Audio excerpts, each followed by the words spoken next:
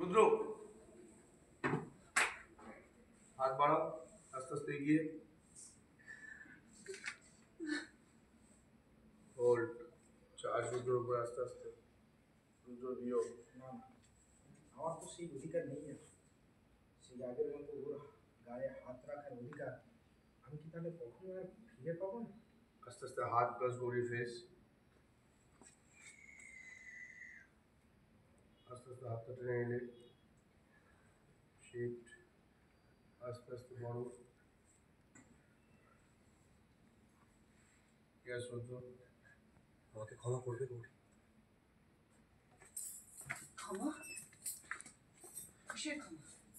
মিথ্যে কথা বলার জন্য ক্ষমা করবো? যা, ক্ষমা করে দিই। কিন্তু তুমি আর কোনোদিন আমার সামনে আসবে না। চলে যাও, দূরে চলে যাও, আমার থেকে অনেক দূরে চলে যাও তুমি। ঠিক আছে, আমি অনেক দূরে চলে যাব, কিন্তু তার আগে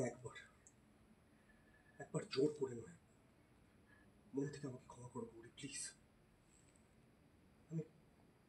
আমি জানি আমি ভুল করেছি, কিন্তু তখন যদি আমার পুরনো কথা মনে থাকতো, আমার স্মৃতি যদি আমার সাথে থাকতো, তাহলে আমি এরকম কাজ কখনো করতে পারতাম না। পারতে?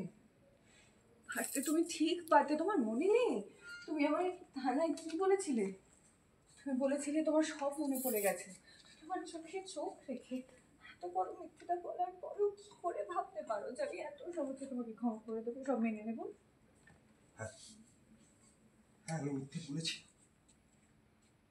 তখন আমার আগের কথা কিছু মনে ছিল না, কিন্তু তাও আমি মিথ্যে বলেছিলাম।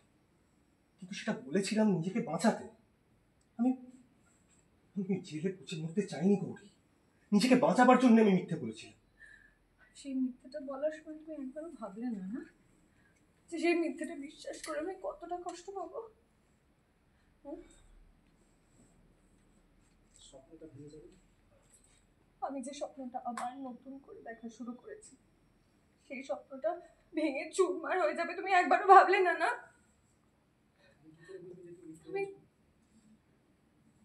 আমি কি করে বুঝবো বলো তো যে তুমি আবার আমার মিথ্যে বলছো না? ভোলানাথের মন্দির, ওখানে ঠাম্মির সাথে পুজো দিতে গিয়ে আমাদের প্রথম দেখা। তারপর তুমি আমাদের বাড়িতে এসেছিলে আমার ছবি তুলতে। তারপর আমার অফিসে তোমার কাজ করতে আসে। তারপরে মন্দিরে গিয়ে আমাদের বিয়ে। বাড়ির সবার অমতে